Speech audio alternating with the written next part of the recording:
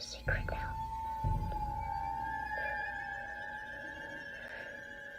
I see dead people.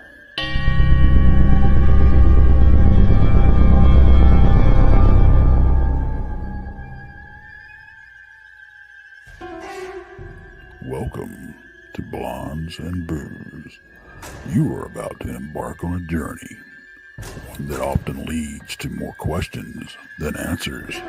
But fear not, your host, Krista, Aaron, and Brandy have the experience, the perseverance, and yes, even the gifts to pull back the veil and allow us to glimpse the other side.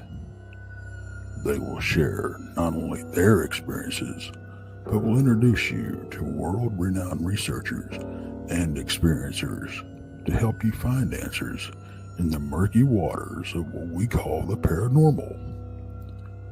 Their bonds with each other reach far beyond friendship, resulting in a pull-no-punches approach to the many subjects they explore.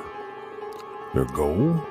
To open eyes, hearts, and even minds to what lies on the other side, and the answers residing there.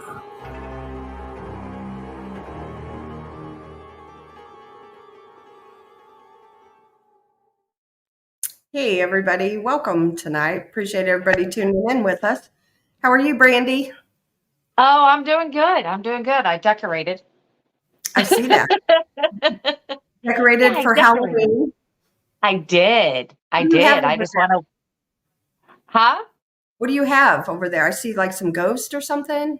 I have a ghost. I have a pumpkin. I have my big old gnome, and then I have a shingle from a house from St. Genevieve here in Missouri, and it was taken off a house of accused witches.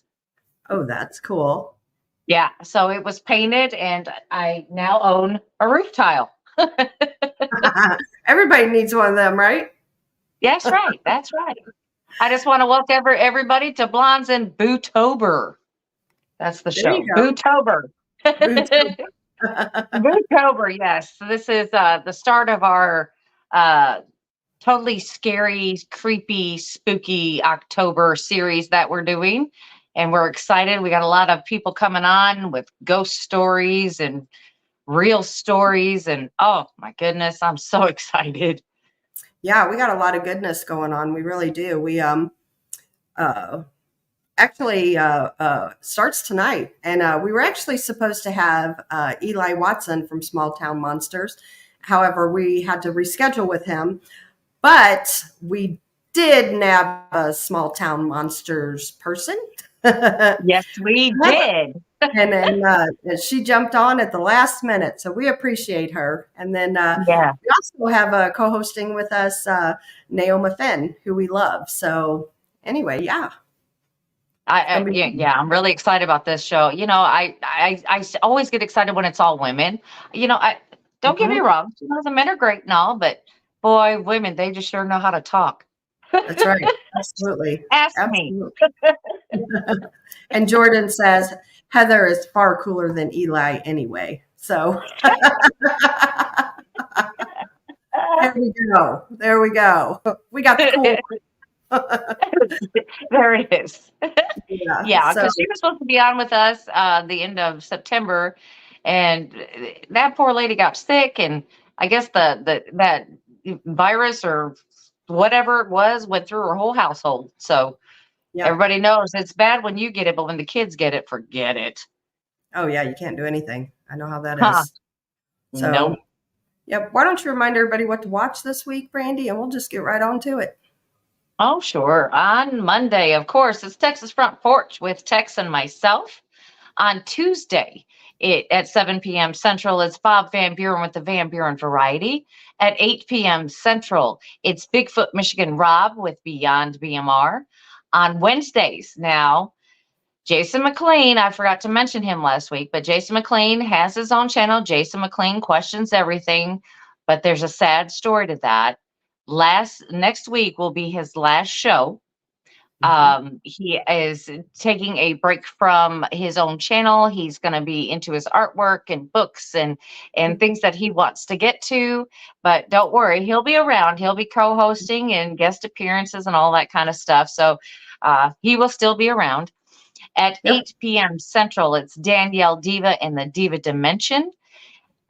12 p.m. on Thursday, I just hit my desk. 12 p.m. Thursday, you can catch Krista in Bigfoot Michigan Rob with Brunch with Bigfoot Michigan Rob.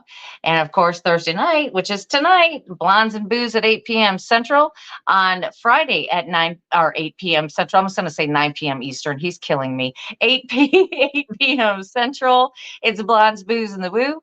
On Saturday at 2 p.m. Central, Tex and Danielle Diva release their newest episode of Infamous Minds. And don't forget Donnie Cho. Donnie Cho says stuff. And it's going to be pretty good. You know, he's come up with stuff. This is, you know, his channel cracks me up because it's most of the time it's just purely entertainment. It's you gotta love him. You gotta love him. But anyway. And one more thing I want to touch base on before we get the show rolling. We have an event coming up in December. Brandy, you want to tell them about that? Yes, we have an event coming up in December. We're not going to tell you a whole lot about it. We're going to wait just a little bit longer. But you have to subscribe to all 4 channels. And it's like a puzzle. And all these channels are puzzle pieces to one main event where we're all going to come together. And it's just going to be phenomenal. I just can't say enough. It's just going to be phenomenal. Yep, absolutely. So let's just jump right into this. And I'm going to bring up Miss Neoma and Miss Heather. Hey, guys. Hello. Good evening. Hello. We appreciate you both coming on. And Heather, especially at this last minute, you know. Somebody in chat, I don't know if you've seen or not, but they said Heather's better than Eli anyway. So yeah, thanks, Jordan. I appreciate that. I was like, she's probably laughing in the back. I was. I was. So anyway, go ahead. You go right ahead. I was just going to say, so anyway, I'm calling this Bootober now. I guess it was just something that came to my head when we came on the show, calling it Bootober. But, you know, everybody relates to you mostly because of small town monsters. They're thinking Dogman, Bigfoot, which is all great and all, but they don't realize there's a paranormal side to you. Yeah. And do you want to explain just a hair of that before we jump in? So that actually was part of who I was before the cryptid world entered my periphery, I guess. I've just always been into the paranormal, whether that's my mom telling me stories about the haunted house that she grew up in and the Ouija board that she had, and then getting me my own Ouija board when I was like in 3rd grade, or just always wanting to go explore these abandoned places that have really awesome history to them. It's just something that I've always been interested in. And actually what got me associated with small town monsters was I was looking into cursed objects, dealing with the Bell Witch Cave specifically. So I was dealing with paranormal stuff. And then they announced that they were going to be doing something with the Bell Witch. And I said, hey, if you need a researcher, I'll help. I'll be part of that. And then I got brought on. So the paranormal brought me into the cryptid world more fully fledged. I mean, I was aware of like Bigfoot in the area and things like that, but my heart is in the paranormal as far as that goes. Very cool. Very cool. Yeah, I understand that. My heart is in the paranormal. I get it. Yeah. By the way, the Bell Witch Cave is right here in my county in Tennessee. Oh, that's so exciting. I'm so glad that it's back open. I was really sad when it was closed for a couple years. But I'm glad I haven't been there for a couple of years. Maybe that's why I hadn't been there. I just got to say something. Your comment here, Neoma. Rob BMR said, 4 chicks, and then Neoma says, I prefer to think of it as 3 chicks and an old hen. Rob, you are not an old hen. Oh, yes, I am. I deserve that. I've worked hard to get here. Every one of these gray hairs, I've earned them. Maybe we Well, can talk a little bit of Bell Witch tonight. Mhm. I say let's dig in because Okay. and I want to grab some sage and sage myself right now before we even talk about Right? it, because whenever I talk about it, bad things happen. It Yeah. does. It just Really? does. If it's We not were to me, it's actually somebody else. we were actually at, oh look, the book that Neoma has. Awesome. Mhm. We were at Got that at the Bell Witch Cave, actually.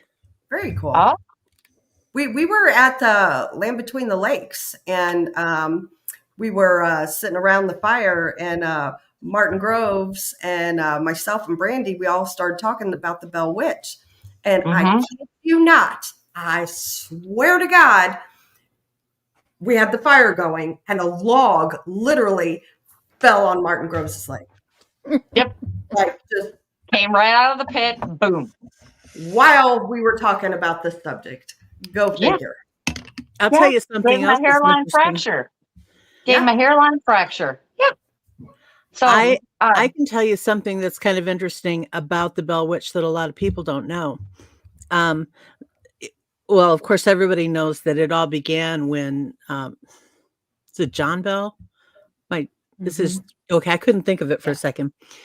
It began when he was out hunting and he saw this strange animal and he shot at it, right? Well, here in Robertson County, there's a legend of a critter called the Critter of Carr Creek, which runs from, I think it starts in Greenbrier and it runs up towards Adams. And I don't know if it gets all the way to Adams, but anyway, and there are those who know about the Critter of Carr Creek who think that may have been the critter that John Bell shot at. So there's that strange cryptid connection there. The Critter of Carr Creek sounds like a Dogman by description. So I just thought I'd throw that in there. Interesting. I didn't know that. So Heather, have you been to the Bell Witch Cave and all of that and done the research and? Yes. I've been down to Adams a couple different times. The first time that I went down, I wasn't able to get into the cave actually because it had been raining a lot and there's a natural spring that runs through there. So it floods and they shut it down. So that's a thing that if anybody wants to go visit, if it's been raining, you should probably call ahead just to make sure so you don't take the trip out to Adams for nothing. Because that's a day-to-day thing. But no, I went down to study the letters. And the letters are all on display in like the gift shop area where you buy your tickets to go to the cave and then you can go to the replica cabin. But sorry, I just got distracted. I got this from the Bell Witch Cave. Wow. Throwing her out there. Wow. This is Sasha. She came from the first trip to the Bell Witch, or not the first trip, but the time that I was actually able to go there. But anyway, I went into the gift shop and you're not allowed to take pictures inside, but I wanted to study the letters and the letters are on display on the walls. So I asked if it was okay if I stood there for the day and just took notes. And they said, yeah, that's totally fine. And so they let me stay there and I took notes of all of the letters and then got to go in the cave a couple times. So yeah, it was pretty awesome. Wow. Did you carry out any rocks with you? I did not. I'm not doing that. I take rocks from everywhere that I go, but that's one place that I just won't do it. Yeah, I stopped and actually picked the gravel out of my shoes after I wasn't taking anything with me out of there. Brushing off the bottom of your shoes, no dirt, no rocks, no thank you. Nothing. Because they're cursed. If you take a rock out of that cave, then there's a curse that follows you. And I was like standing outside that cave, like scraping my shoes, going, see, no, I ain't taking nothing here. This is my intention. My intention is to leave it all here. That's including you. So stay where you're at. That's all I'm saying. And nothing followed me home, so it must have believed me. Yeah. Real quick, I just want to give a shout out to Chris Nichols. Thank you very much. We appreciate that. Thank you. So have you guys, okay, so as far as, and we can get back into actually the history of the Bell Witch Cave, but what I told you the story about Martin Gross. Have you guys, either of you, heard of different encounters of things like that happening? Just talking about it, negative type stuff happens, or was this really a fluke that happened that night at the campfire and the Lamb Between the Legs? I actually have a story that from when my kids were younger that is very similar to that, but it happened up in Illinois. It didn't happen anywhere around here. But I was telling stories around a campfire of things that I'll cover with you guys later when I'm the guest this month. And I was sitting around the campfire telling the story, and I had a group of teenagers around me. And at a very, very significant point in the story I was telling, basically the bonfire caved in. Sparks went crazy, and yeah, I mean, they listen, and they're really into giving effects for you if they think you deserve them. Wow. So, see, I haven't been yet. That's my whole problem is I haven't been there. Every time I went to go there, it was closed. One reason or another, it was closed. So I'm hoping at some point next year I get to go. Well, maybe you're not supposed to go if every time you show up it's closed. If you do go, you're close to the Octagon House too in Franklin. You may as well go there too. Yeah, because that's really. I mean, we were talking less than an hour between them. Oh, wow! Yeah, wow, that's cool. That's very cool. And the Octagon House it's actually about 12 miles from my house. So. Oh, wow. I didn't know that. See you, Neoma. I'm sorry, what? We're going to have to come see you. I know. I got a spare bedroom. There we go. Heather, do you know of any happenings, with just talking about it, that things happen? I mean, back whenever we were doing research for the Mark of the Bell Witch for Small Town Monsters, I would constantly have dreams about the Bell Witch as far as that goes. Wow. But I'm sure that was partially because she was just always on my mind. When I go into a deep dive on something, I really deep dive on something. So, sure. But I've definitely heard stories from people that work at the cave about people that will come in with, some arrogance to them. And they end up getting scratched or pinched or hit or something by some sort of unseen force, especially if it's a man. She takes extra offense to men coming in and being extra cocky. So I've heard stories like that before. Oh, I can't even imagine that. No, neither. Girl after my own heart.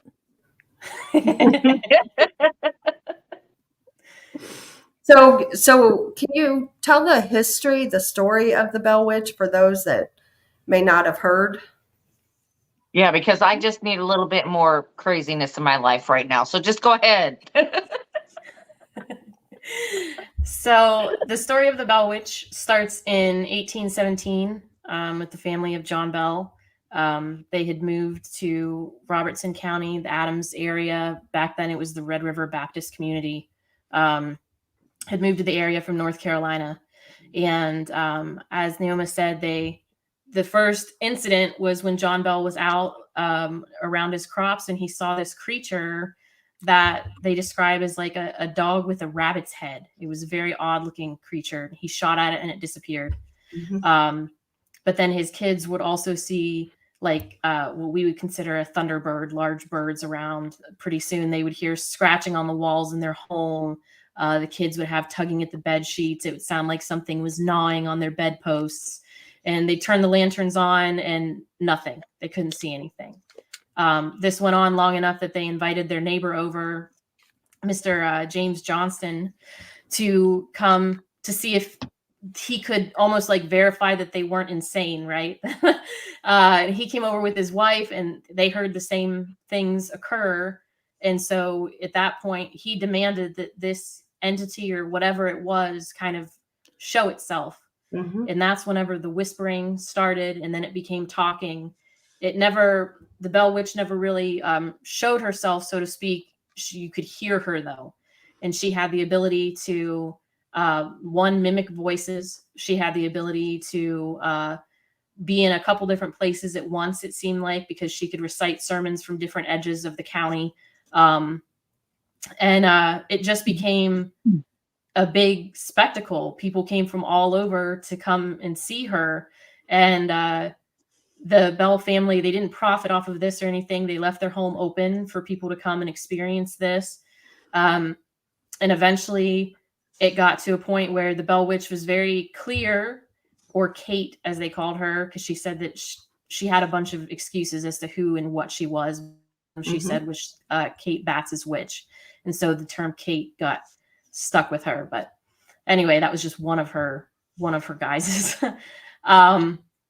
But she made it very clear that she despised John Bell.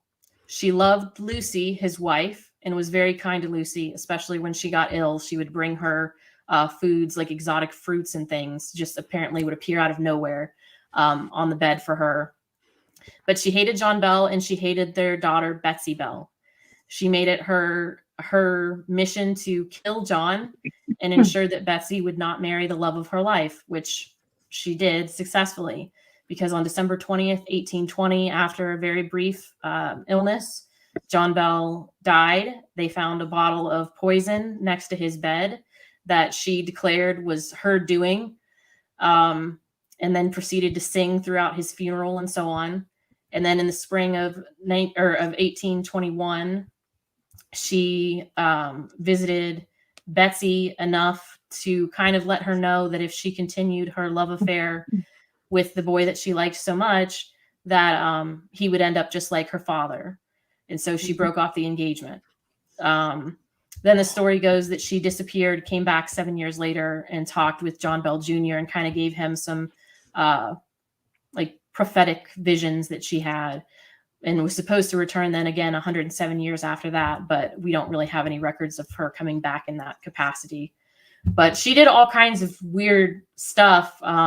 She had a sense of humor. She did awful things, but some of them were pretty entertaining. At least since it wasn't my family, I guess. Right. But She was very racist. She was.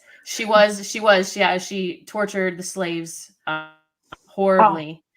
But Wow. she was something. And the cave comes in because there's a story about one of the boys venturing into the cave, crawling in, and getting himself stuck. And he dropped his lantern, so he was in there stuck in the dark. And she physically grabbed him and pulled him out, and then continued to tell him how stupid he was for getting himself stuck, and then chased him back to the house. But Interesting. yeah, so that's the story of the Bell Witch in a nutshell. Wow. Well, And I believe that remains to this day the only case of a human being actually being killed by a ghost. Yes, I believe so. Yeah. Mhm. so we know that she hated John, but do we know the reason why she hated Betsy so much? No. She never was clear as to why she hated them. She never, at least not from what I have read in anything, did she ever explicitly state what her issue was with either of them. Right. Because she certainly didn't torture the other children in the same manner that she did Betsy. And she was very kind to Lucy. If you consider kindness torturing her husband and her daughter on top of the other behavior that she was exhibiting. But in general, she favored Lucy. And not really sure why. I don't know. Maybe because he was the first one to shoot at her. If you assume that was her in the field, maybe that was the beginning of it. She claimed a handful of different reasons as to why she was there to make herself known, but never explicitly stated why she was honing in on John and Betsy. Wow. Now, was Betsy the firstborn? No. No. Mm-mm. Heck, I don't know then. Born Not to Run asks, why didn't they leave? Does anybody know? I mean, it was difficult to up and leave. And they had already made a huge move from moving from, was it Virginia? North Carolina. North Carolina to Tennessee to begin with. And I mean, that's something that I've always found interesting. Why did they make that move to begin with? He was established where he was at. But Mhm. if you guys hear my stomach growling, I apologize. I don't know why it's doing that. It's like it wants to share in the conversation. But anyway, and I mean, that was such a huge move to begin with. To pick up and do it again would have been just an astronomical feat for them. Yeah. Mm. Glenn Dannison asks, was she always an entity or had she been human? Good question. We don't know because she wasn't clear on. I mean, like I said, she came up with a handful of excuses as to who or what she was in life, and none of them were consistent. So it's not even known if she had been a person or if she was some sort of non-human entity. We don't know. So everything that I've heard, I'm leaning more on towards the side like she was a demonic entity or is a demonic entity. I actually almost wonder if she was in some sort of elemental. I mean, I don't know that elementals communicate other than the first elemental I ever heard about was, and I can't remember, it was an odd name, 3-letter name, Gif. Not Griff, if you're in the chat, Griff, not you. But it was in Ireland and it did communicate, but I've often wondered if maybe the Bell Witch was actually some form of entity or of elemental. Interesting. What do you think, Heather? I would not put her as demonic. I mean, she would actually have like biblical debates with people. I suppose if a demon wanted to do that, they could, but I don't know why they would waste their time. But she would actually have biblical debates and like correct people on stuff. So I don't know.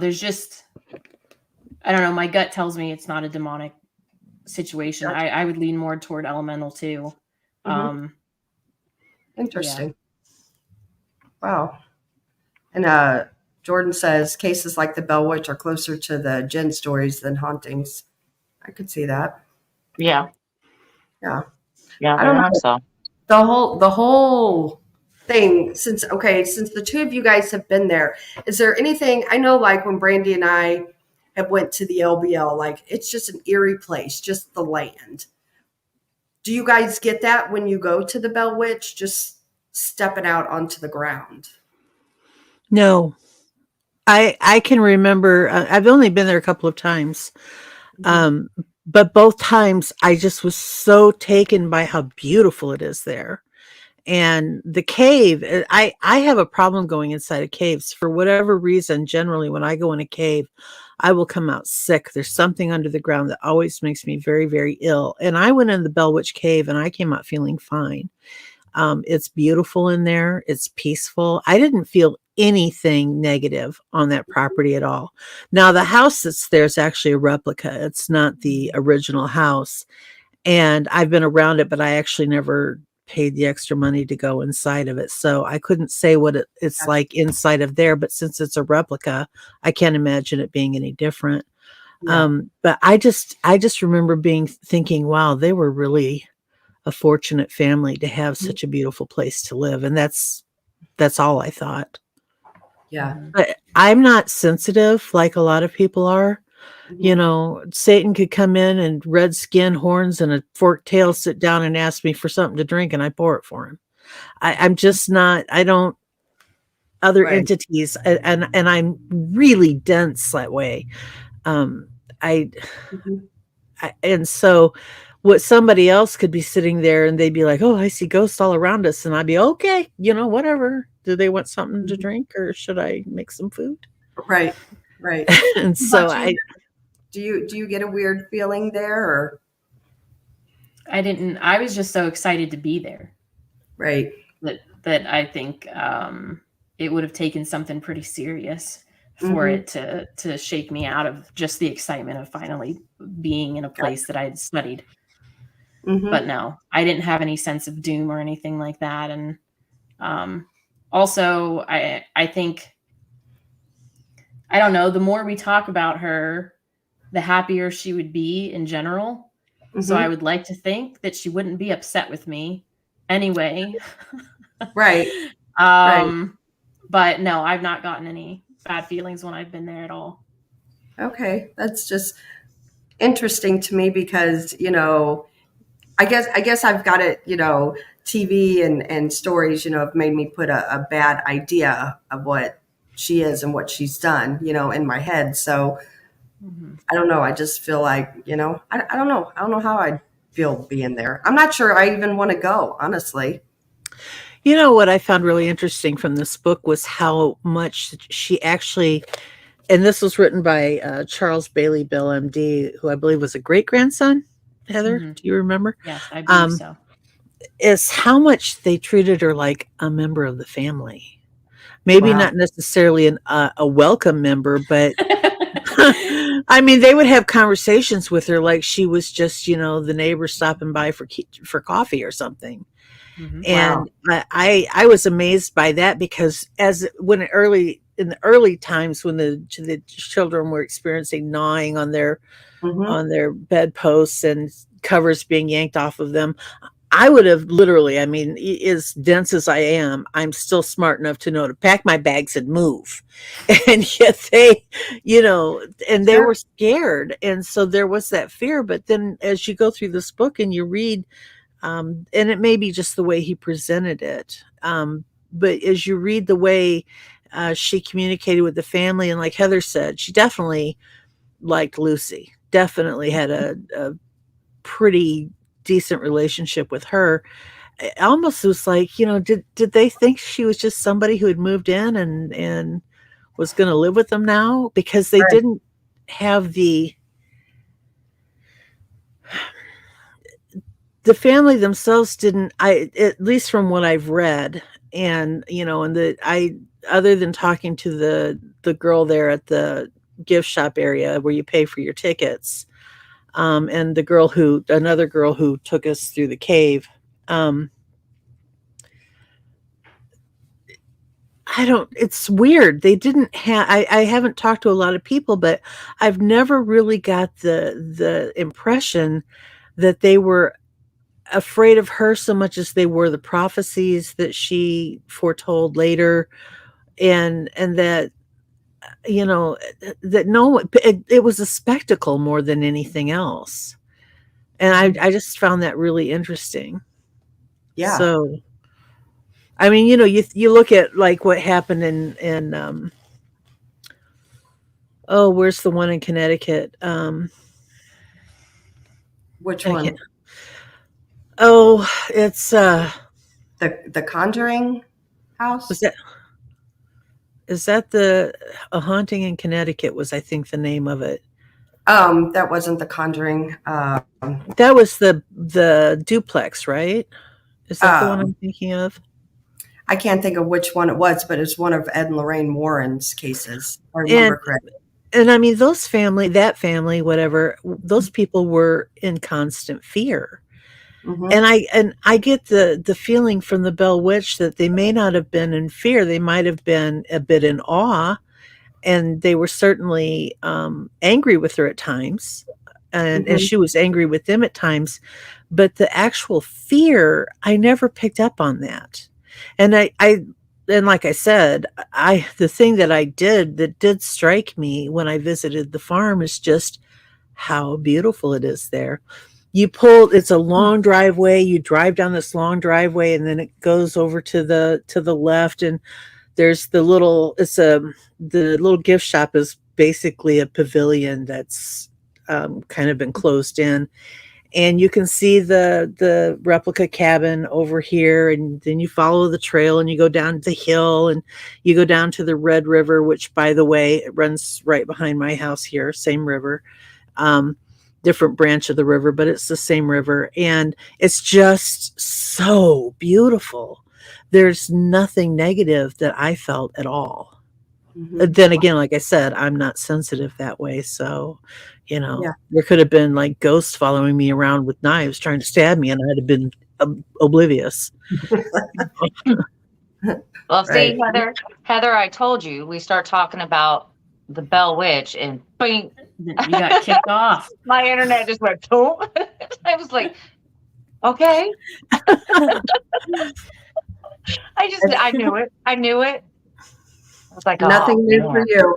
No, it was like, because we had done a podcast before this one, and Mhm. everything went fine. Nothing was wrong. We got on. Nothing was wrong. As soon as we started talking about that, well, there it went. Right. Yeah, it's crazy. Heather, where have you investigated besides the Bell Witch? Any other well-known locations that we might have heard of?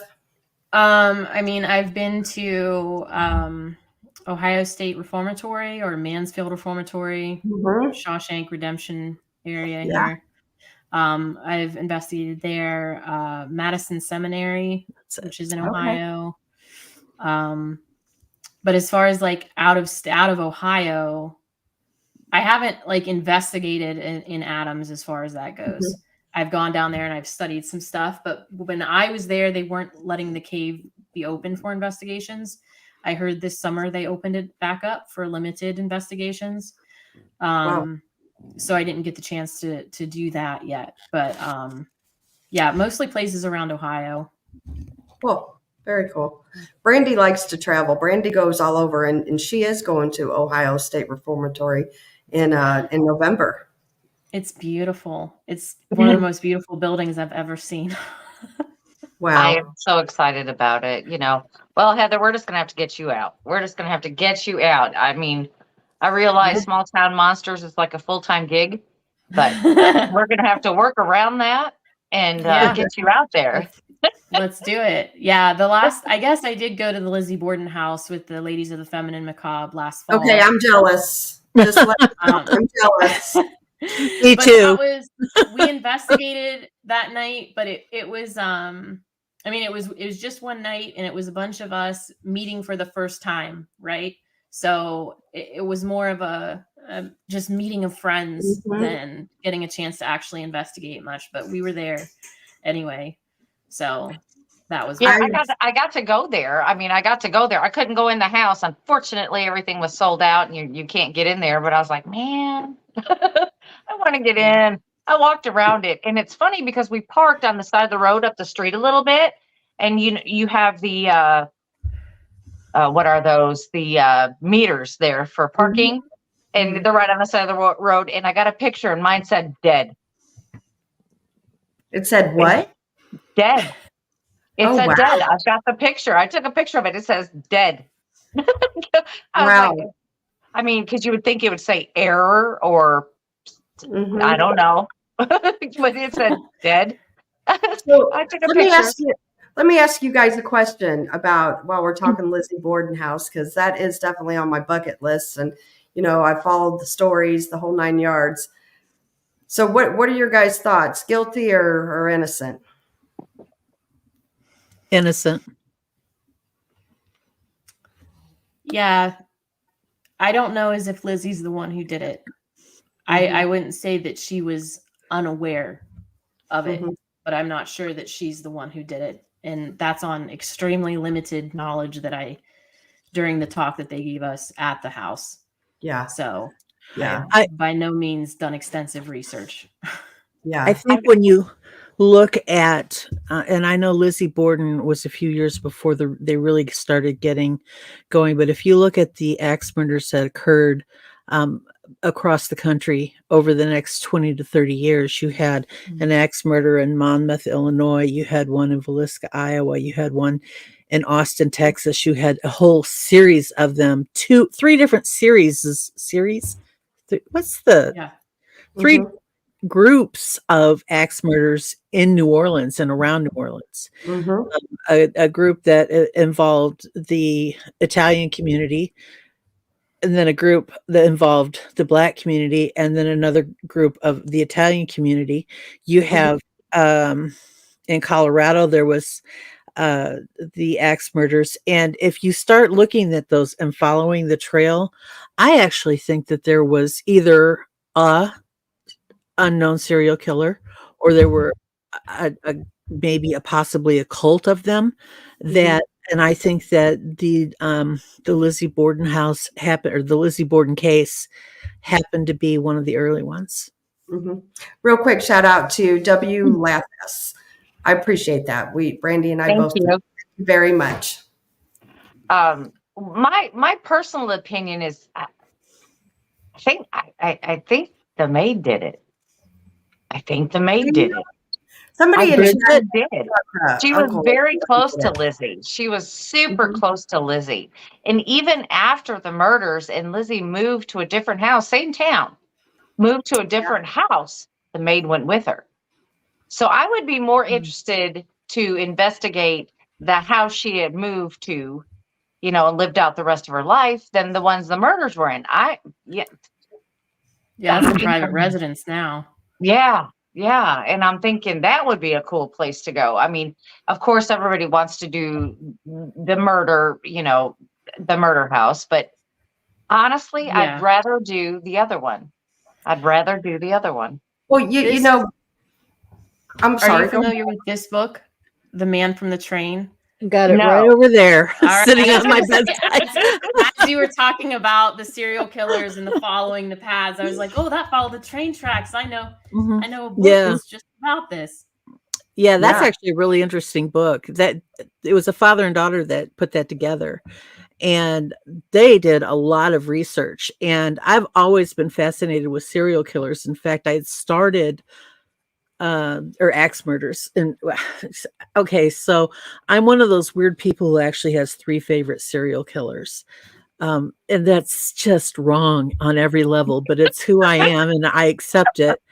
But I also, as a sort of a side of that, I'm really fascinated with axe murders. And I learned a lot from that book that I didn't know.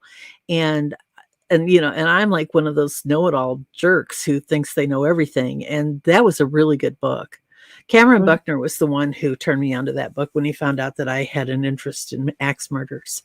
But I started on my channel, Open to Doubt, I had started to do a series on the New Orleans axe murders. But unfortunately, I got the first 2 done. And then we in my family actually had I won't go into too much detail, but my cousin's wife was murdered in her bed. And that felt very, very uncomfortable. So I never finished that series. But the series that I was working on was the 3rd series of axe murders with the, that was the one where the New Orleans Axeman said, if you played Dixieland music or whatever it was, jazz, on a certain night, he wouldn't kill anybody. And so, yeah, I really, really enjoyed that book a lot. I have it sitting on my bedstand or nightstand right now, even. You know, Brandy and I are just as warped, though, Neoma, because when we go anywhere we go out of town together, we always bunk together. And to go to sleep, we always put Killing on. The ID channel goes on, and we sleep peacefully. We sleep great to it. So we're right there with you.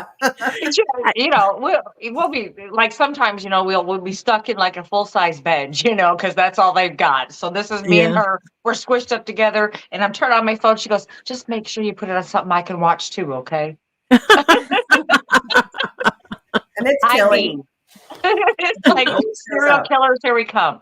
But that makes me believe, ladies, that maybe we should do type of a series on that, like every other month, do like get a really cool book and just read it, and then we all get together and discuss it. That sounds awesome.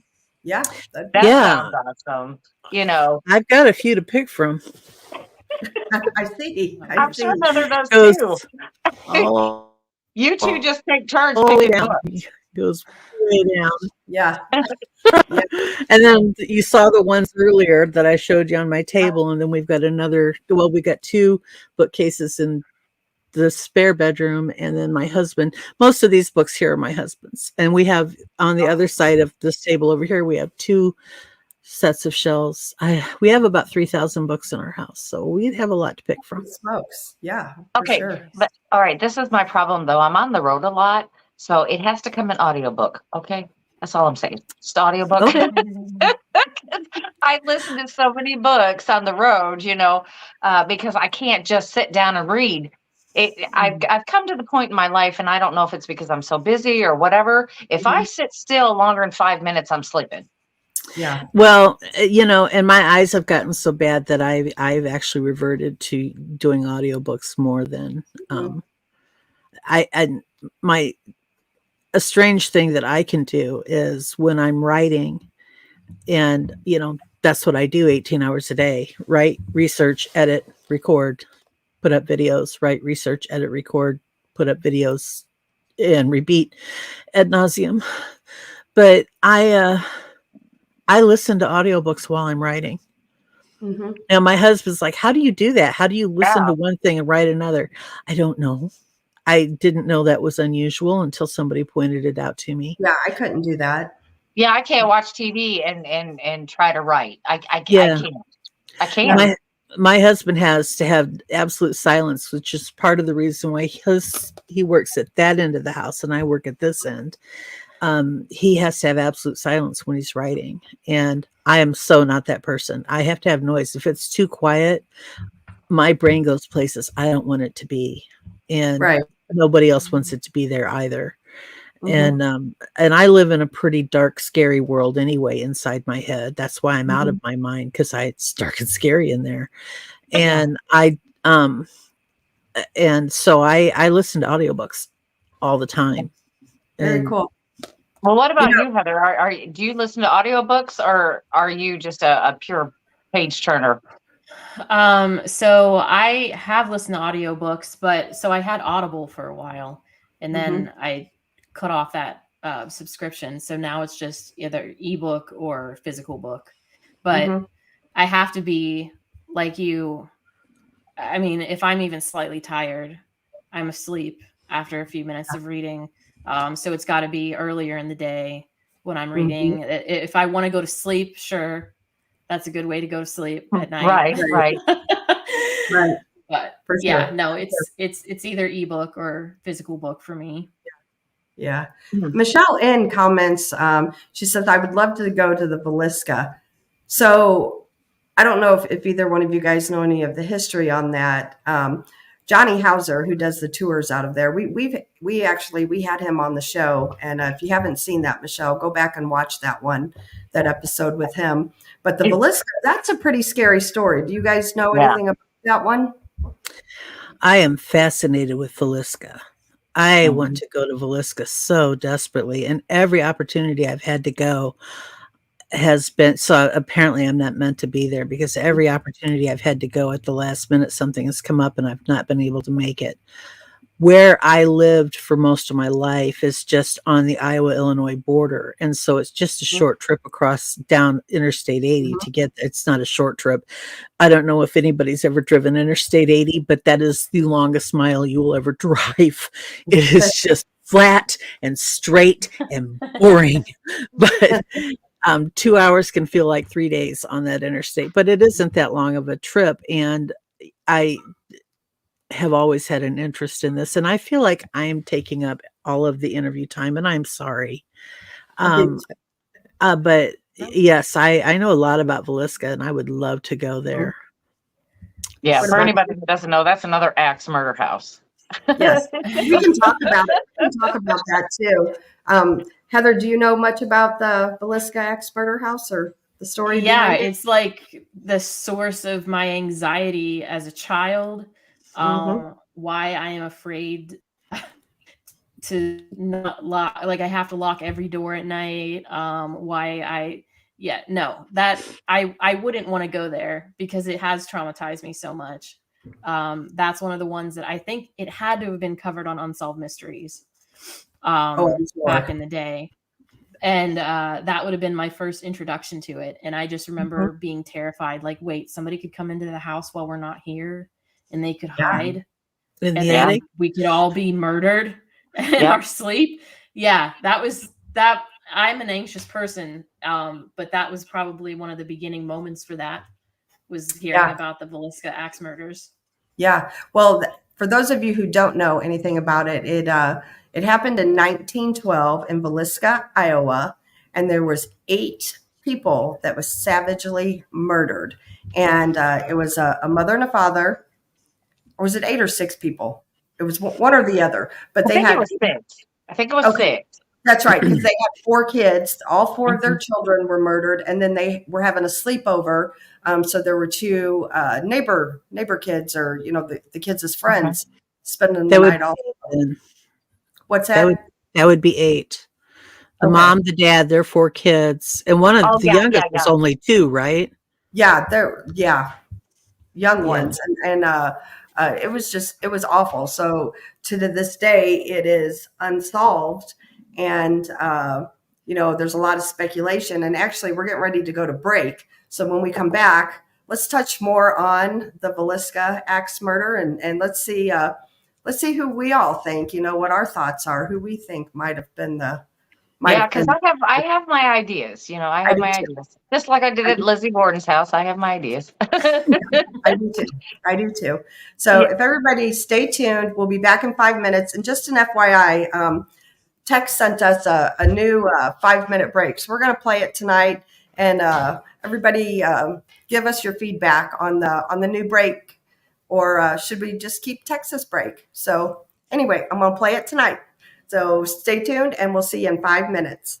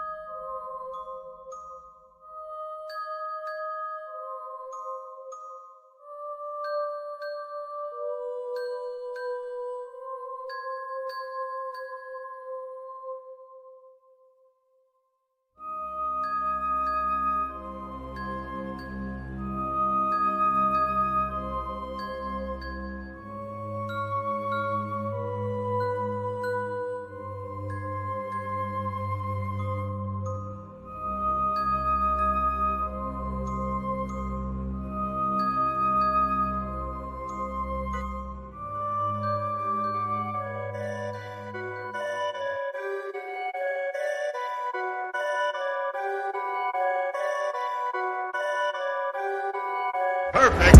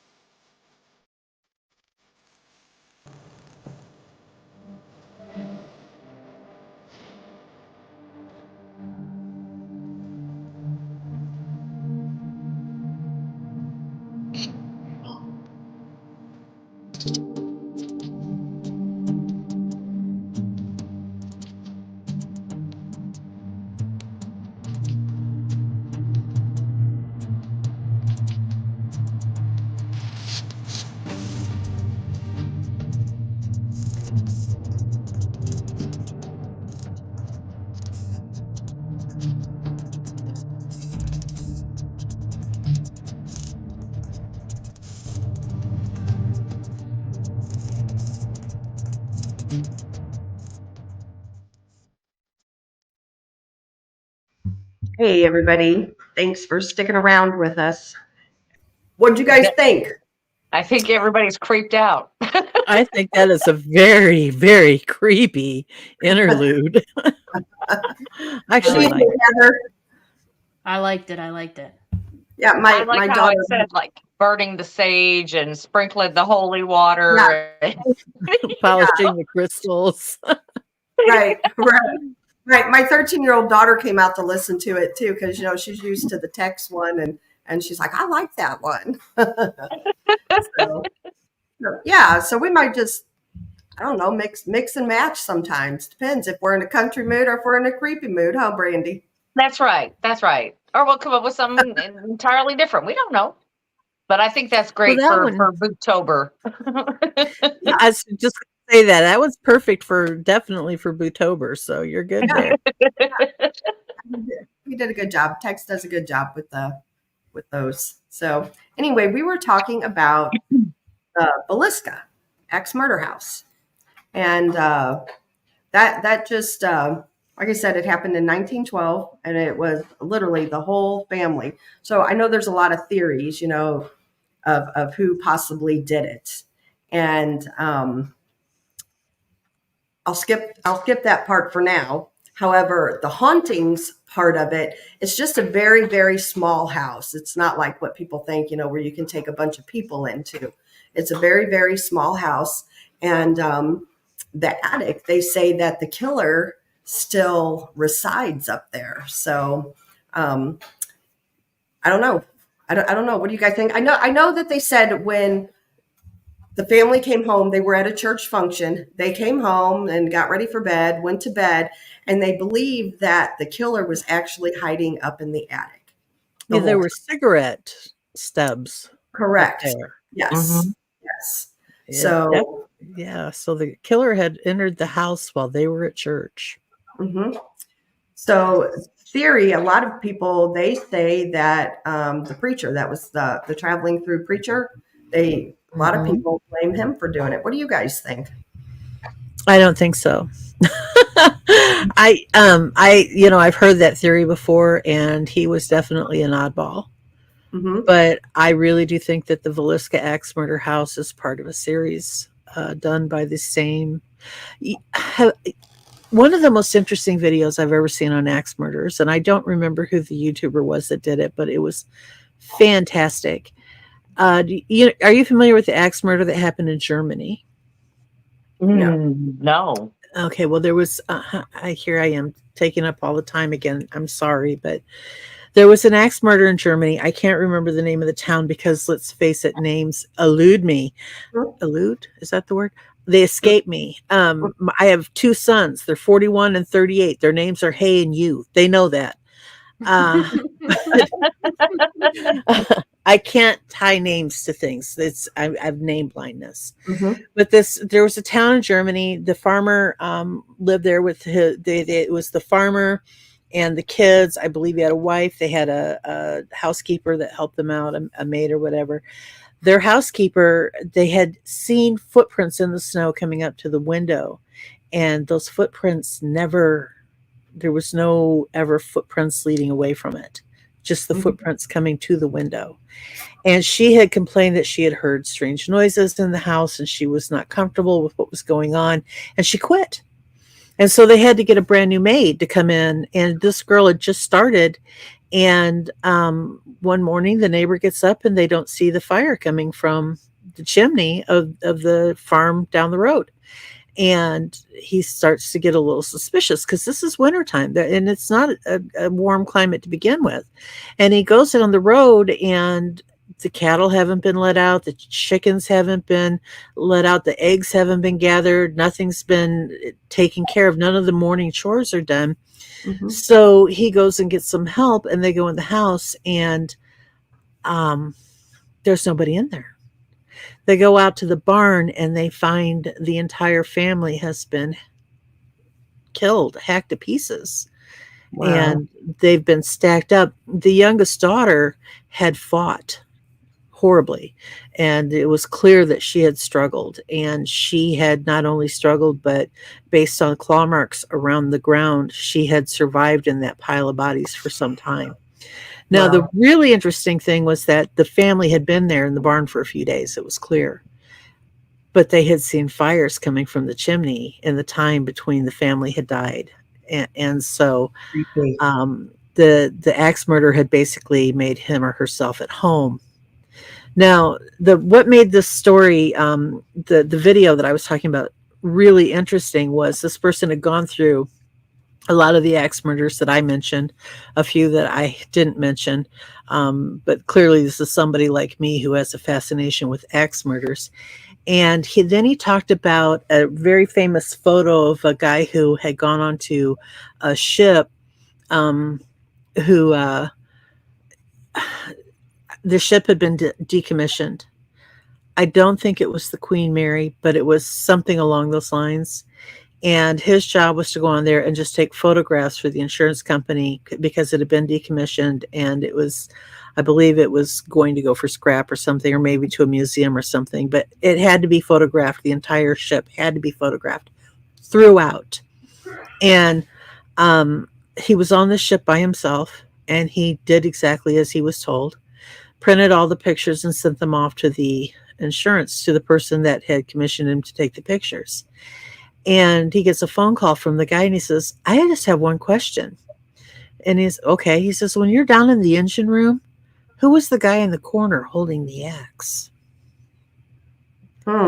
He pulls up his pictures, and sure enough, and you can find the picture online. There is a dark form standing in the corner, and is holding an axe. Now, one of the things about the New Orleans axe murder is that he taunted the public in saying that he was not human. He was not somebody who could be pinned down. You'll never find him because he can, travel through time and space and whatnot and things like that because he's not human. And so, at the risk of sounding horribly wooish or whatever, you see why I think all of these axe murders are tied together? Here's the thing, too. So Brandy and I go to Malvern Manor. Josh Hurd is a good friend of ours. And not too far from Villisca. Correct. It's 40 miles.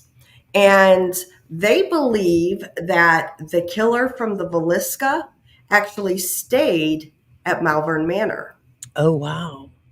Yeah, so that's kind of interesting. Yeah. And then I also, Johnny Hauser, I had talked to him about, whoever the killer was, that, like you were talking, like somebody went on and it follows the railroad, that different axe murders had happened within the year after, but at different locations around the United States.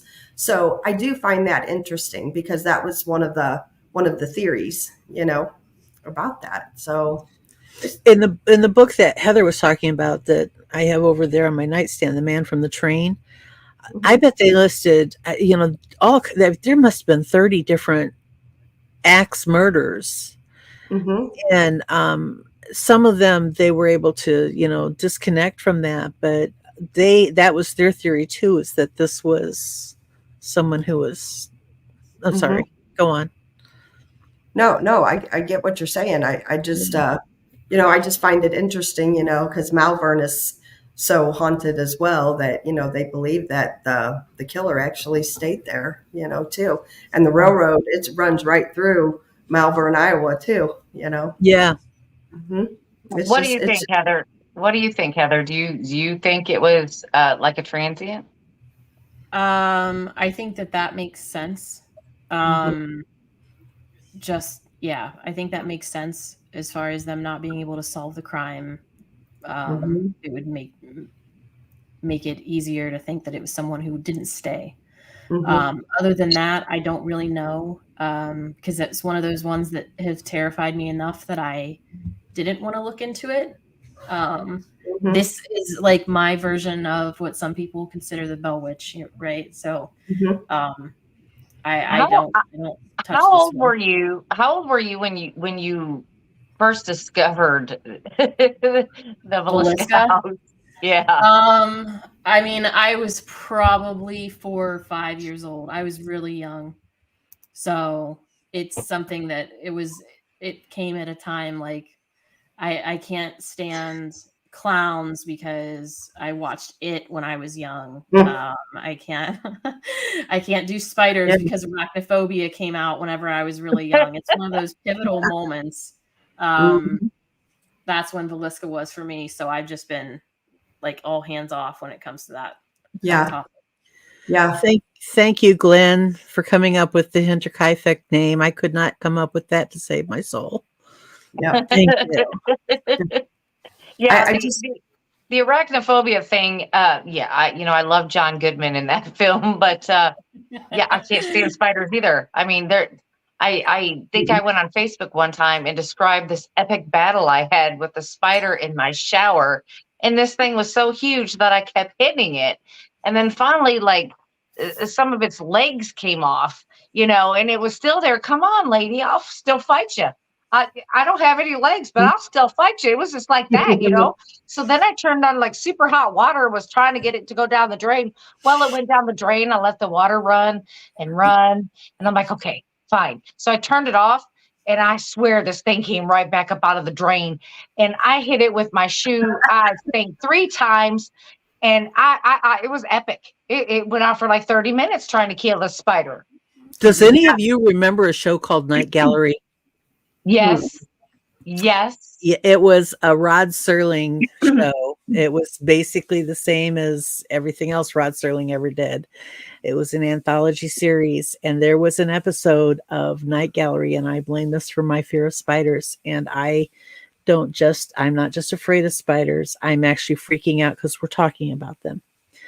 But I blame it on this particular episode of Night Gallery. The man was having a party, and the man was a total jerk. And he goes out to his kitchen, and there's a spider in the sink, and he washes it down the sink, and he goes back out to the party, and he comes out to the kitchen, and there's a slightly larger spider in the sink, and he washes it down the drain, and he goes out to the party and comes back to the kitchen, and there's a bigger spider in his sink, and he goes out to the party, and he comes back, and the spider's bigger, and then he goes out to and the spider's like huge, and he eats the man, and I can't stand spiders. I don't do spiders. I don't like spiders. No. Never wash a spider down the drain. It makes them bigger. Bigger. Don't wash them. Don't. They just get It's like a gremlin. Don't put them in water. Don't put them in water at night. That's exactly what I was thinking. It's a gremlin. Yeah, they multiply. Don't do it. Yeah. The girl, we used to do a haunted house for in our basement every year for the kids at Halloween. So they come trick or treating to our house, and they'd have to go through a haunted house to get their candy. And one of the neighbor girls, she was a teenager. She was helping set up for it. We had this big plastic spider, and she jokingly threw it on me, and I went catatonic for over an hour. That's how much I fear spiders. Oh boy, I don't do them either. Real quick, back on to the traveling murder. Wasn't the preacher a traveling preacher? I still think he could have been the murderer, and could very possibly, there's a really good case for that. Yeah, yeah, and we've talked to Johnny Hauser behind the scenes, and there's stuff about that case like that. It was not treated as a crime scene. It was, like anybody and everybody had been through that house and had trampled all the way through there.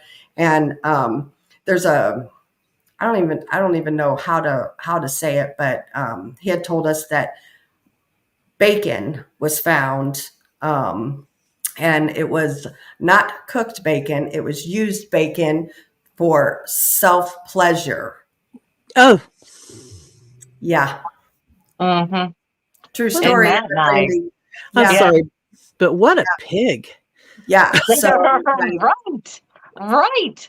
Exactly. And I'm thinking, killed. Yeah. I mean, that's sick in itself, but the fact that, and they don't put out a lot of stuff like that. But Johnny Hauser himself actually told Brandy and I about that. Wow. Yeah, it's pretty disgusting. It is. Disgusting. It is. Whoever it was, traveling preacher or just a vagrant, whoever, they're sick. That's all I can say is they're sick. I don't know. I mean, I'm thinking about what Neoma said about they're connected. Like this serial killer could have been just hopping trains and just, Mhm. committing these crimes and then hopping back on a train and moving along. And with, like you said, Krista, about the crime scene, that it wasn't treated like one, that anybody and everybody was in there. It didn't matter who you are. You got my house, you got to see everything. And it's like anything that could have been used as evidence They couldn't was use it. completely gone. Yeah, it was gone. Mhm. And there's another axe murder that happened in Iowa around the same time, a little farther north there, more up by closer up to the Minnesota state line. And that particular person, it was the mother, father, and I believe grandmother who were killed. And that was entirely blamed on a son, their son, who had gone somewhere to work and had actually wound up in prison and had gotten out of jail and had come home to his family. And then a few days after he came home to his family, the murders happened. And so automatically it just seemed logical that he was the one that did it. But there was so much evidence to prove that he didn't do it that you can't help but wonder Mhm. if this was the ex-murderer, a single entity, being opportunistic to find somebody who would obviously be blamed for the murders. Right. Right. And that happened a lot. I mean, there were several cases where that is exactly what happened. Of course, there are several cases where, I mean, are you familiar with the Cal Logston story here in Tennessee, in Jamestown, Tennessee? That actually, that's it's pretty obvious that his aunts did the murder, 2 women. But he was the one who was hung for it. But there's nothing paranormal about that. It's just there is something paranormal. They tried him 3 times, and before they were able to fully convict him, then he went through 3 additional. When you go to the judge and you fight the conviction, whatever that's called, again, words escape me. And then he was accused by 3 witnesses who, 2 of them were the 2 women that it's pretty clear did it. And the other one was the son of one of the people that were killed. And then he was hung 3 times. And the first 2 times the rope snapped. And because people didn't have a clear understanding of the difference between a long drop and a short drop hanging, he was not properly hung, and it took him 26 minutes to die. But before they dropped the trap door under him the 3rd time, he said, "You're hanging an innocent man. And because you're hanging an innocent man, you'll pay for this. Within an hour of my death, it will start to rain here, and there will be a big flood here. And 100 years from now, there will be a plague of snakes." And within an hour of him being cut down from the scaffold, it began to rain. And it was one of the biggest floods they'd ever seen in that area. And it's not an area that should have flooded. It's pretty hilly, but it did. And then in 1973, exactly 100 years later, the University of Tennessee had to come in with experts to get rid of all of the, hi DA, all of the snakes in the cemetery where he was buried. Because it was flooded, it was plagued. So, but other than that, there's something paranormal about that story. But there are so many axe murders. Were they all back in that same time frame? Most of them fall between around 1870 and 1920, 1930. Yeah. So it's over a long period of time. So if it's one person, they started young and kept going till they were old, which I don't think. I think that it may have been, I don't know, maybe a clan of people or a cult of people, or somebody who passed the torch, or in that case, the axe, and this is my personal favorite, though it's I suppose the least believable, is that I think that it was an entity and not a human being to begin with. And I think that that's why you can tie in the Hinterkaifeck. Oh, Lord help me. Murder. The Hinterkaifeck family, the German murder, in with the American murders. Interesting. Any thoughts, Heather? No. Please talk, Heather. No, I don't have thoughts on this. Like I said, this is one that I was like, she's trying to get off of this subject, Yeah. So let's change the subject. She's trying to get off of this one. Right. I just feel like the biggest jerk on the planet. Heather's the guest, and I keep talking. Oh, you're fine. I'm sorry. No, she's just trying to say, I don't want to hear about this. This is just not one of those stories for me. Please, no. Well, I did promise that I would tell my Dogman story if you want to hear it. Let's do it. Let's Heather, you up for a little Dogman story? I'm ready. Let's go. All right. She's like, I'll hear them all. That's what I do. Mm-hmm.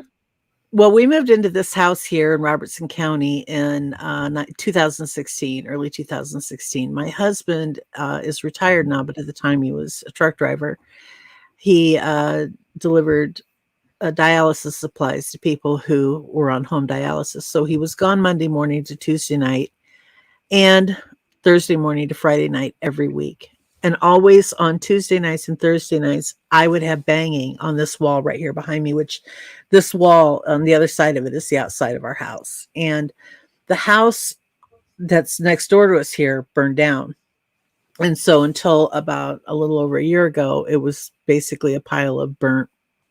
They finally cleaned it up and built a new house there, but there was nothing there. And we're surrounded in our back. It's all woods. And so it's kind of creepy that something was coming up and hitting my house at night. And DA Roberts, who's in the chat room, tolerated a lot of late night messages from me because not a lot of people would be up. And I would think, okay, DA knows about this kind of stuff and he'll listen to me and I won't be waking him up to do it. So I would get these, I am the Queen Snark. Thank you very much. But I'm like, well, let's not get snarky. Yeah, let's not get snarky. But the Concatenated Order of the Hoo-Hoo. God, you gotta love that name. We'll fill you in here in just a minute, Heather, on that. But go ahead. Okay. Go ahead, Neoma. Anyway, so I've been experiencing things for quite some time here that really didn't make a lot of sense. But then my husband retired and a lot of that stopped. In fact, it actually stopped before that because Nick Valente had recommended that I put cayenne pepper on the side of my house. And I went and bought one of those industrial sized things of it and just all over. And I really did for a while not experience anything at all.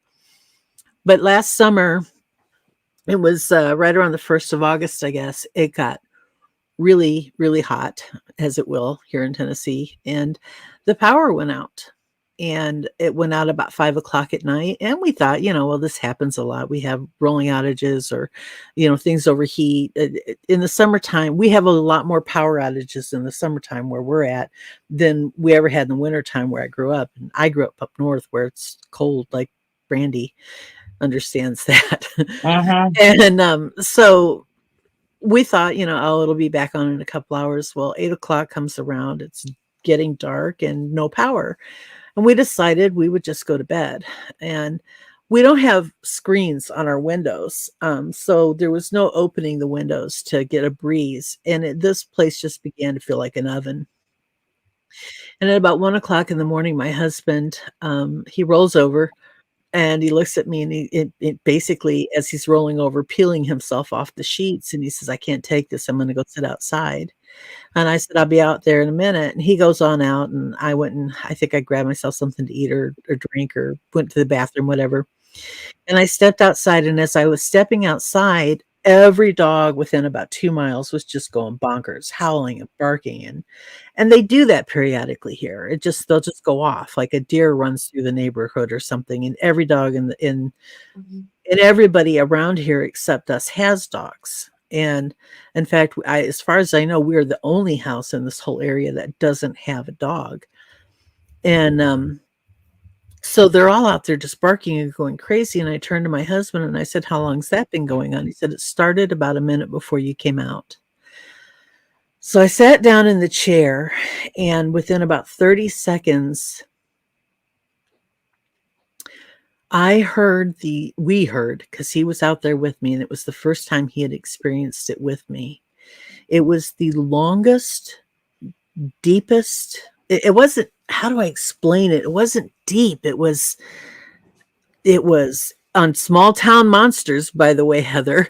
They played a recording and it was that sound. It was deep, and not deep, but rich. It was different from the other animals. It wasn't a dog. It wasn't a coyote. It wasn't a wolf. It wasn't a cat screaming. It was just this tremendous howl. And the thing that struck me is the howl began, but whatever was howling was moving at us. Like, I could tell that this howl was, it's like when a truck goes down the road and they hit the Jake brake and you can hear, you can follow the truck by its sound. That is what I was feeling. And I suddenly, yes, Mm-hmm. I'll tell you that in a minute. But anyway, I had this feeling like if we sat on that porch, we were going to die. I've never had such a foreboding feeling in my life, but I just knew if we did not move off that porch, we would be dead. And I said to my husband, we got to go inside. We got to go inside right now. Now, my husband is not a believer.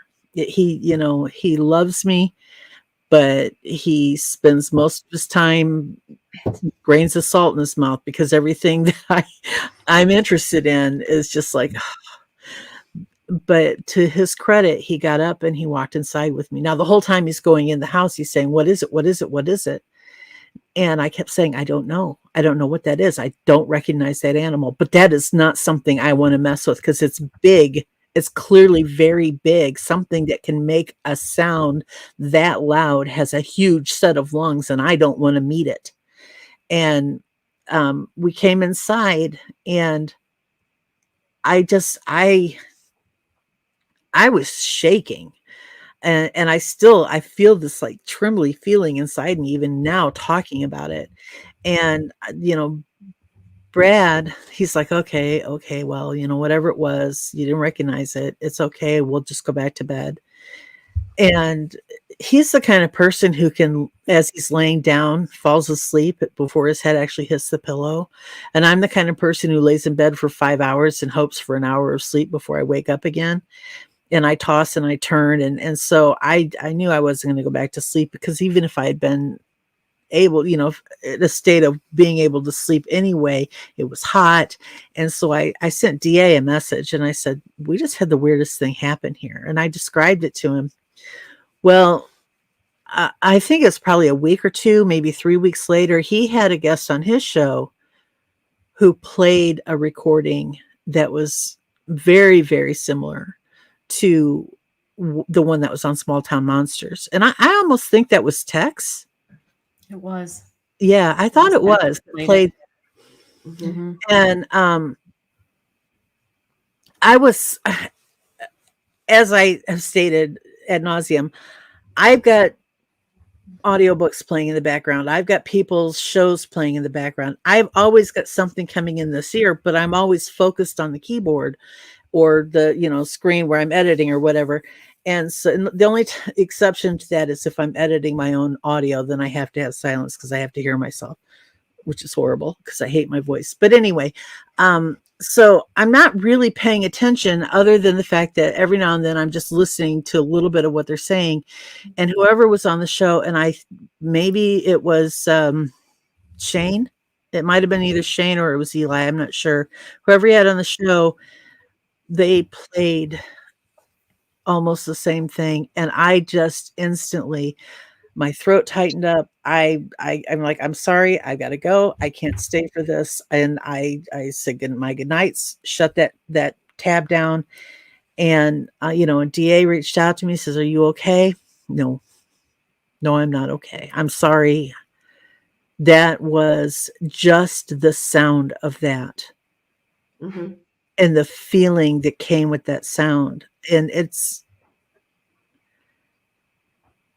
was, it's not like I had mind speak or anything like that, but I have never in my life felt such an overwhelming sensation of, if you don't move, you're gonna die. Mm-hmm. Has it happened since? Well, I've heard the dogs out a couple of times in the last months where the dogs go crazy. And one night I took my phone and I got all the way to the front door because I thought, I would try to record, and I couldn't bring myself to open the front door. I don't want to go outside at night. I don't want to sit out there. I don't. I was done. Yeah. I was done. I can imagine. Heather, with you being producer for Small Town Monsters, I bet you hear a lot of stories like this with both Dogman, Bigfoot, maybe other creatures. Even paranormal stories. Yeah. Mm-hmm. Yeah.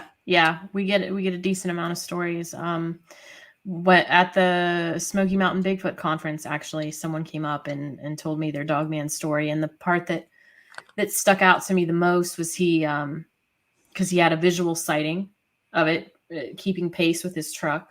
The part that stuck out to me was he said that in our films that the recreations that we had looked just like it, except the teeth were different. And he said that the teeth that he saw were more like shark teeth and that there were rows of them, not like canine teeth. Mm-hmm. And for some reason, that's, to me, that's even more chilling than a regular canine. I have read, I've read and seen many interviews with people who, and their reaction, the comment that I've read over and over and over again, it had too many teeth. Yeah. Wow. That's something that's really stuck out to me. It had rows of teeth? Yeah. That's what he said. He said it was more like sharks and that they had rows of teeth. Yeah, because you got to think about it. A shark, their teeth are not made for chewing; they are made for ripping and swallowing whole. Mm-hmm. And the reason for the rows is because that they constantly, the back row is pushing the front row forward, and teeth are being.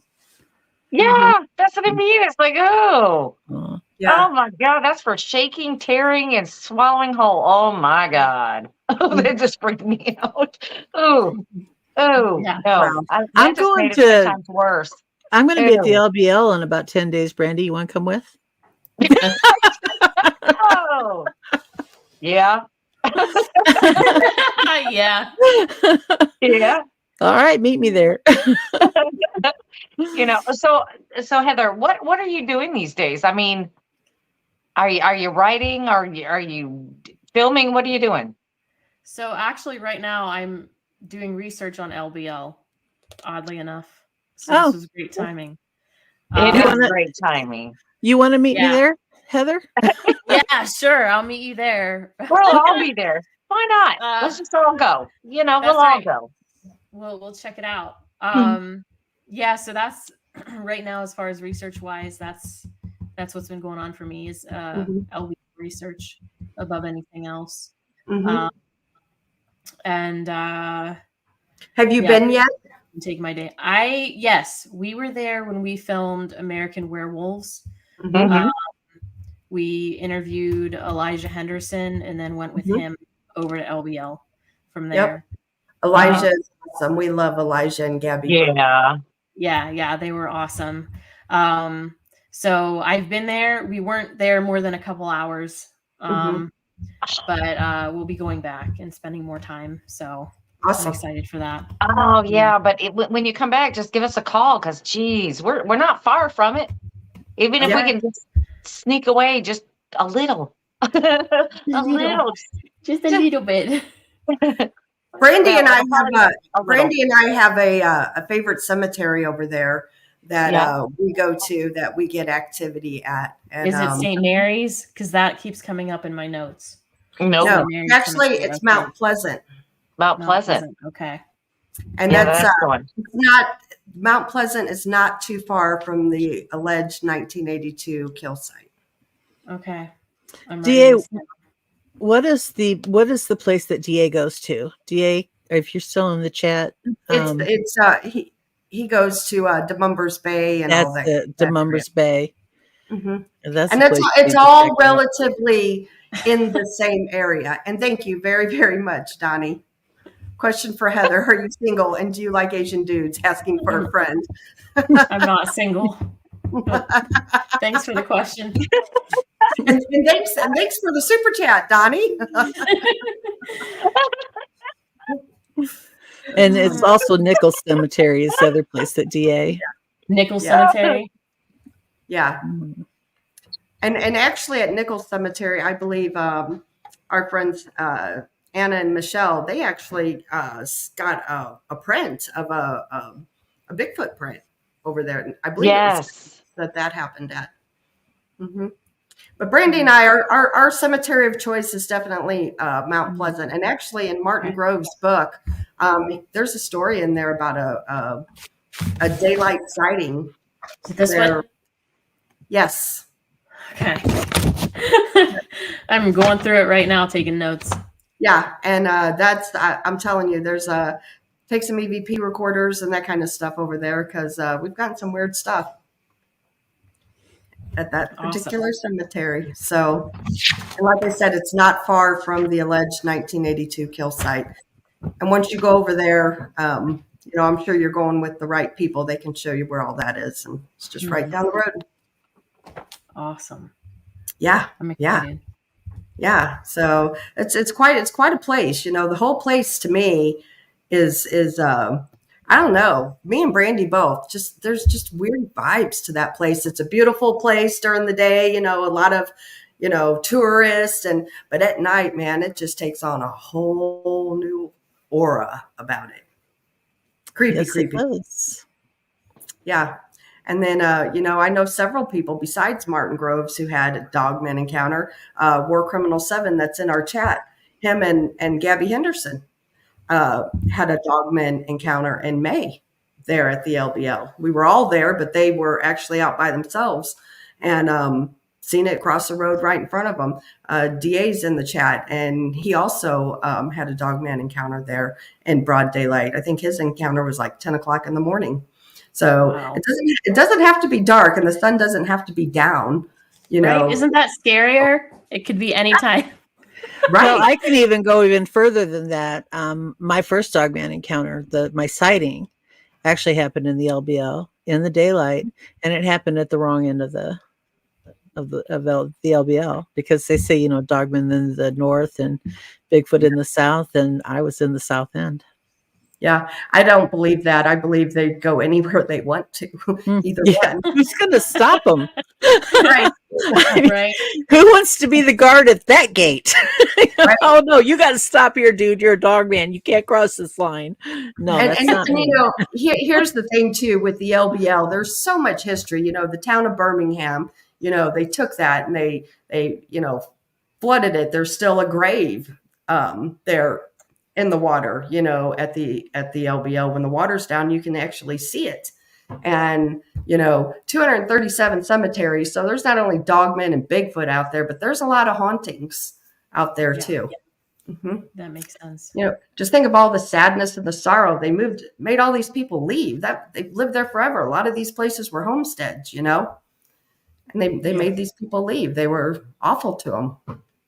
So, and Hellbent Holler was on earlier in chat earlier. I don't know if they're still around, but I really was fascinated by their videos in the LBL and the discussion they had about, when the tornadoes we had down here, the big tornado that crossed Arkansas and Tennessee and Kentucky and came within about 10 miles of my house, by the way. More like 25. I'm exaggerating. that a lot of people who were displaced wound up going and camping in the LBL, and the tore up camps that they were finding there was just terrifying. Yeah, of tents and then they would find shredded. I think it was Joe and Jesse. They would find shredded clothes and tents and stuff. It's awful. And at the LBL, one of the. All right, well, it's just you and me, Heather. So anyway, the LBL. And here's Brandy, so we're good. What happened? Did everybody go blank? It was. I got knocked out. I did too. I got booted. Huh? I got booted. I have no idea. Well, Heather and we just kept talking. We were good. I got booted for that second time. I got booted like doop. I was like, wait. Real quick shout out to Michelle, and thank you very much for that. We definitely thank you so much. I don't know what's happening. I have no idea. No idea. Jordan Heath asked, is Dogman a physical entity? What are your thoughts, Heather? Well, Jordan, I would say that's a very tough question, because this goes into the realm of the same thing with Bigfoot, where I don't even really know how to answer this, because there have been people that have told me stories where it's clearly a physical entity, right? It can manifest physically, whether that's leaving the claw marks or physically harming someone or something. But then also there's this paranormal aspect to it. Like this sense of doom that accompanies it, or in the case of Bigfoot, like just disappearing into a mist or appearing out of anywhere. I don't know. I feel like it has aspects of both. I mean, to really be completely a physical entity and still be what a Dogman is, I don't know how that occurs without something else, just biologically. I don't know how that works without other things coming into play, if that makes sense. What about you, Neoma? What are your thoughts?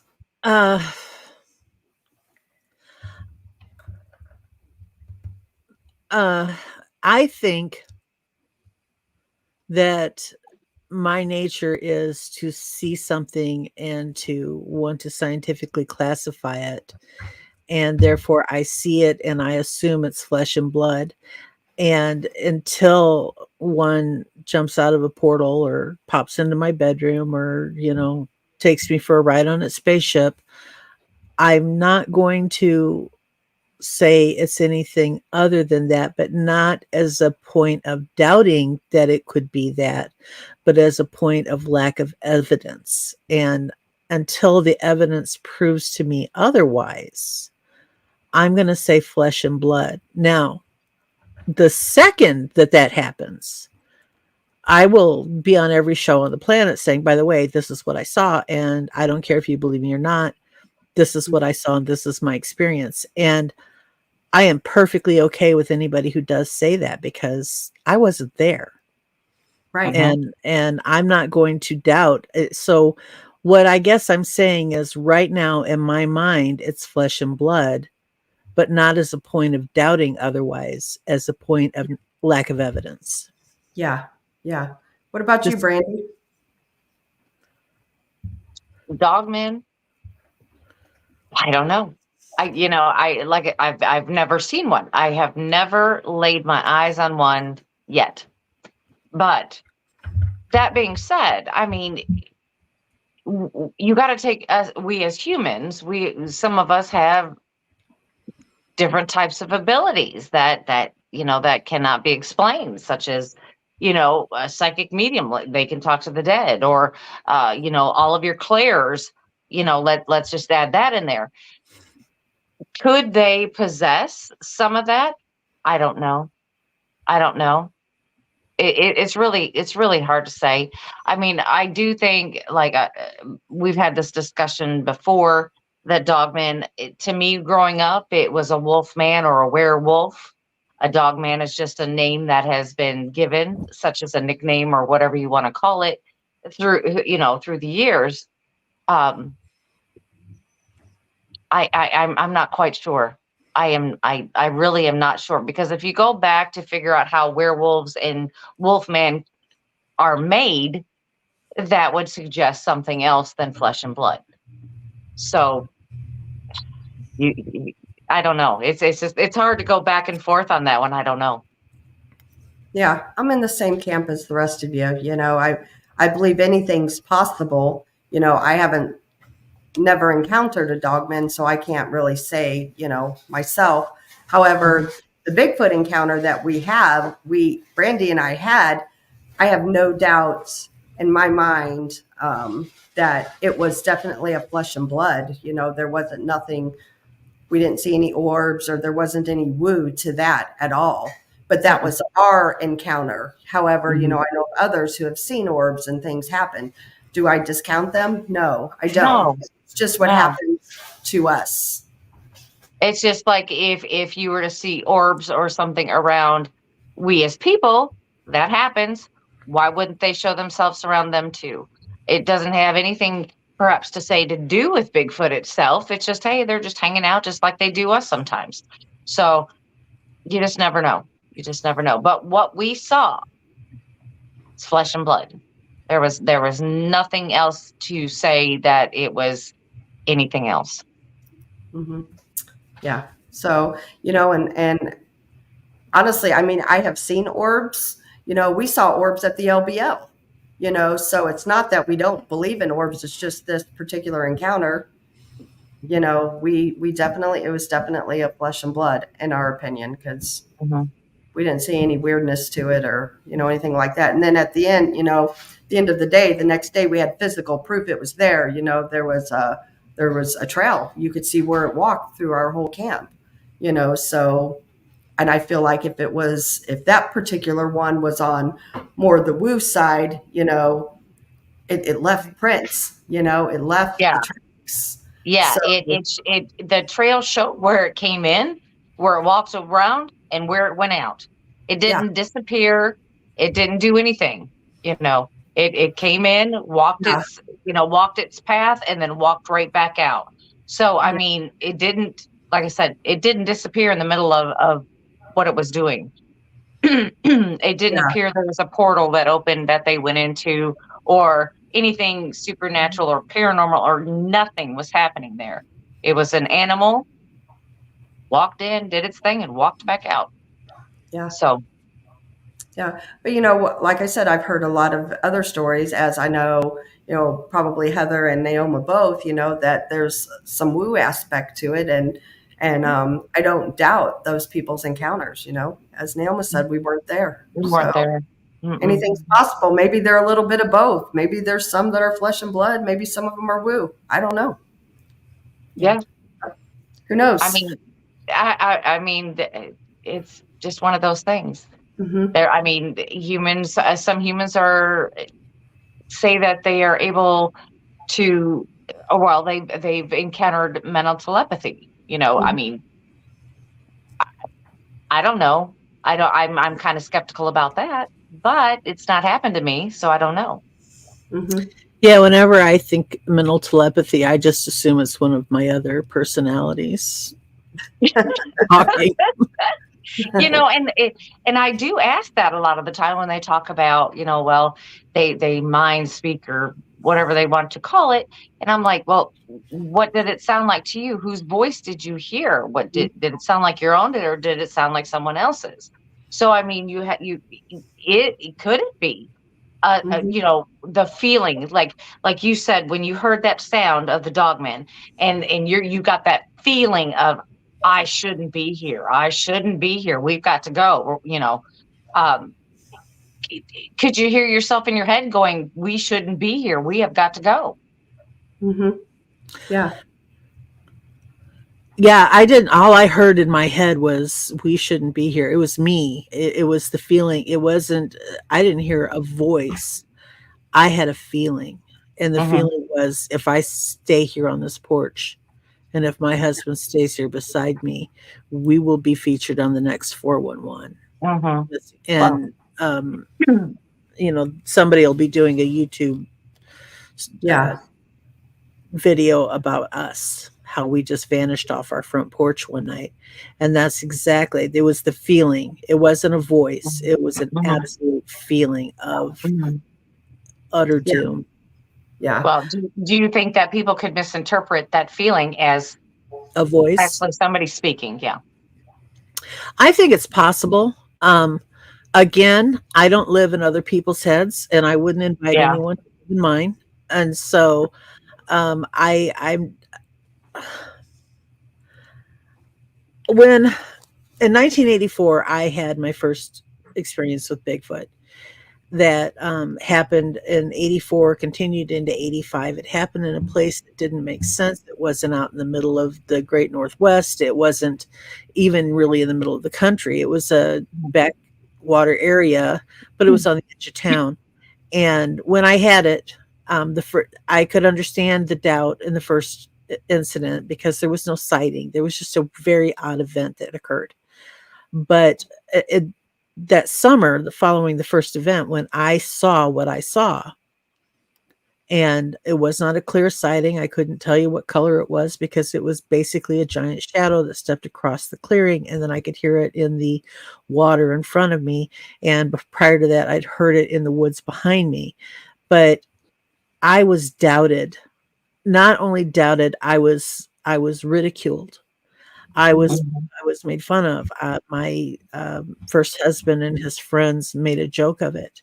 They would go off camping and fishing, and they wouldn't take me because we don't want to hear another one of these stupid Bigfoot stories. And, they were all not very bright people, which really got me because these people who I considered not very bright to begin with were calling me stupid, and I will never do that to someone else. Right. And think in my head somebody's stupid. I can walk away from somebody shaking my head. But if that person tells me something, I am going to do everything in my power not to doubt them because I know how that feels. Right. Yeah. Yeah, I know. Because when this all happened, I could hear myself. It's like it's going off in my head. I'm hearing, oh my God, oh my God, oh my God, oh my God. Once I figured out what it was, because you're going through this and you're thinking and you're like, well, is it this? Is it this? Is it this? And I can hear myself going through this, because normally I would talk out loud, but you're trying to be quiet. So you're talking to yourself in your head. So, I mean, that actually happened to me. That actually happened. So I know that I heard my own voice at that time. But being paranormal, and I know Heather and everybody else can agree with me, that sometimes you hear voices that are clearly not your own.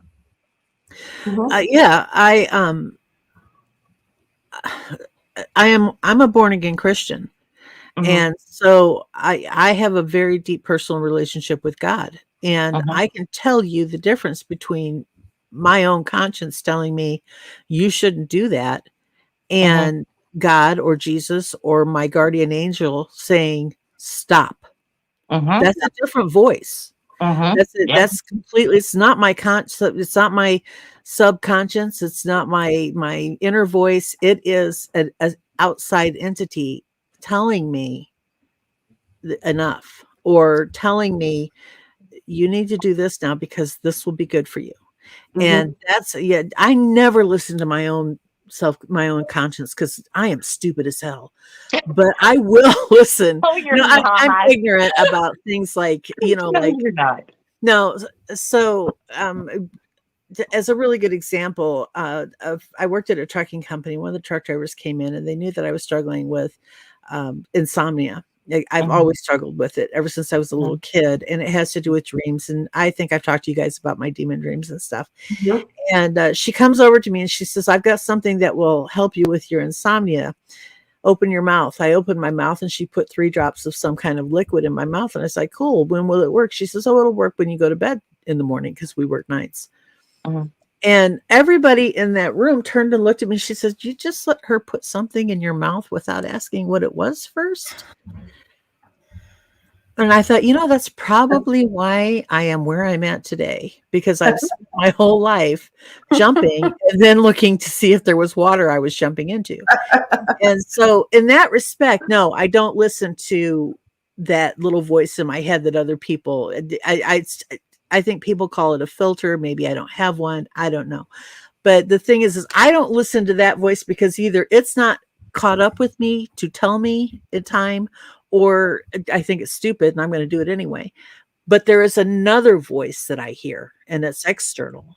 And I believe, and in fact, I know that voice comes from God, and that voice is different. And so I do believe that people have that separate voice. Either, it's coming because they have a relationship with God and that's where it's coming from, or for whatever reason. I know that that's possible.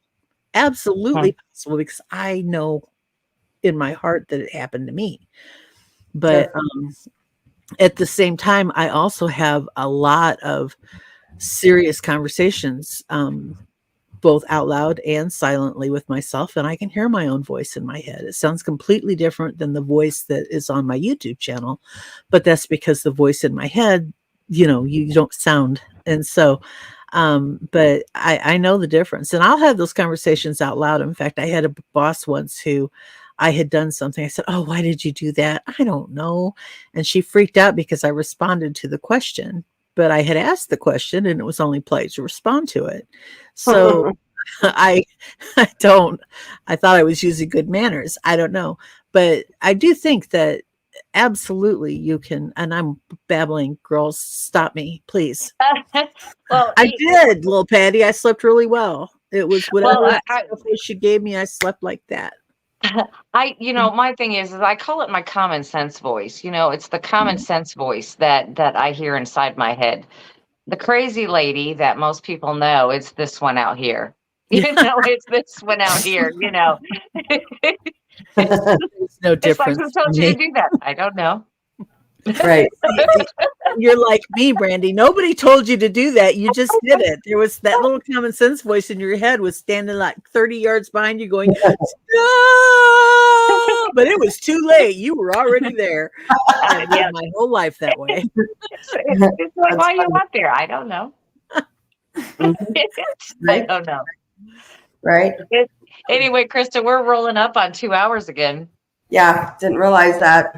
I know. I just looked at the clock and went, "Oh my gosh, here we go again." Right. Here we go again. We say an hour and a half, but we lie. Yeah.